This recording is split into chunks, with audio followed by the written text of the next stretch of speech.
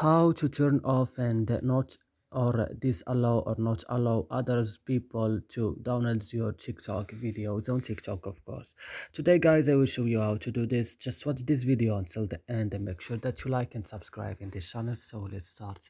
First you will just go to TikTok, then open it, and then when your TikTok is opening, you will just go down here on your profile, then you will go to this three line at the top of the screen, then you will go to settings and privacy, and then you will go to privacy, and then on privacy you will just go down to downloads and click on downloads. Then you will find videos downloads option. Now you will turn off this by clicking here on this blue icon like this, and that's it, it will work video. So that's it guys, I hope this video is useful for you. Don't forget to like and subscribe in our channel, and if you have any question you can write it down in comments, and see you next videos.